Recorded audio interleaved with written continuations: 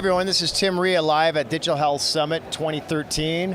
Really excited to have Dr. Tuckson with UnitedHealth Group. Huge panel today on the Digital Health Studio, and we're going to talk about a couple points and takeaways. Well, I think the main thing that we were able to explore is why is it so important for this CES community to be engaged in the fight for health. Our country is in deep trouble, as you know, in terms of its the escalation in healthcare costs and the extraordinary incidence of preventable chronic illness. You put all those together, we're on a collision course for bad outcomes that are going to affect our federal government, our state government, individual employers, as well as individual families and consumers. So we've got to turn this around, and the only way we're going to be able to turn it around, given the magnitude of the problem, is bring new health deputies. And I think those health deputies are going to come from the CES digital health community. Interesting, interesting. Where do you see is the touch points of really changing behavior? I mean, we have sensors and new devices and things like that. What are you saying that's actually getting traction? Well, first and foremost, if these devices are going to get traction, people have got to want to use them.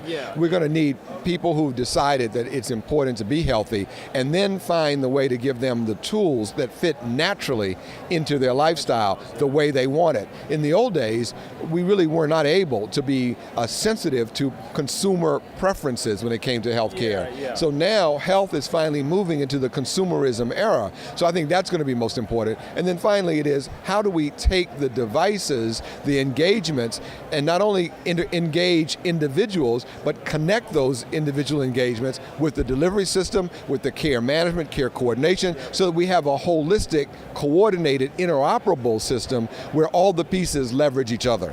Tell us about the scale you're working with.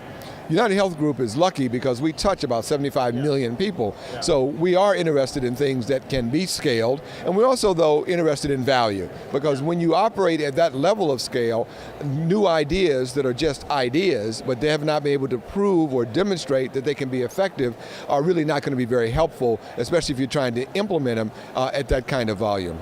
And what are the solutions you're seeking out, the pain points that you're having trouble with finding?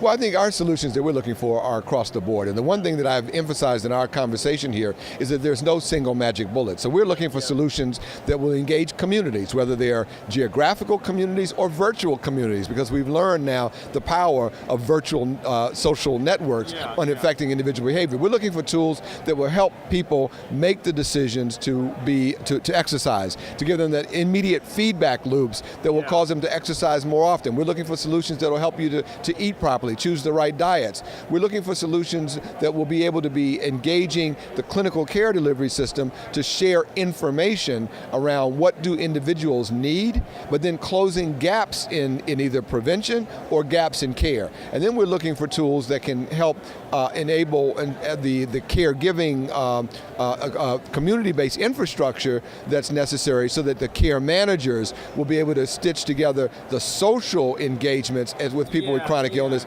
back in with clinical care. Because that changes, you have to have social change by groups to get anything done. Well, just think about the number of people with chronic illness today. The numbers of people living with chronic illness are the majority of Americans, and many of them living with more than one. They will need health care that is connected across multiple providers and multiple settings of care, thus the data revolution in digital health, as well as the tools. But also they'll need to be able to connect in with the social supports that are necessary. Meals on Wheels, home health care aides, being able to monitor your weight on a scale that's connected and will transmit data electronically back into the care manager, so they'll know that a person is getting into trouble with their congestive heart failure because their weight's going up, and then be able to have someone reach out and do something about it. Well, I think it's fabulous that you're part of this community, really driving everything forward and pulling together really such a huge space. What does the future look 5 years from now? I think the future, first of all, is exciting because we've got so many new players in, and that's why CES and the digital health team are so important. However, I am also very worried that 5 years from now, unless something dramatic happens and we have demonstrate great success, we're going to have so many more people who will be living with chronic illness Yeah. and they're going to be living with chronic illness for a very long time, and the economics of that are simply unsustainable. There's no way to medicalize our way out of these problems. We've got to prevent them. So unless something happens, the next 5 years will be a very rocky road.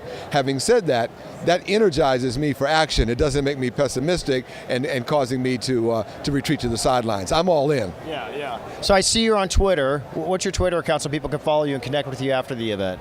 At Dr. Reed Tuckson. That's D-R-T-U-C-K-S-O-N. Dr. Reed, R-E-E-D, Tuckson, T-U-C-K-S-O-N. Great. So everybody out there, connect up with Dr. Reed Tuckson. Reach out, connect up, and thanks so much for your time. It's really refreshing and great to have you down at the show. Love being here. This is so exciting. Thank you.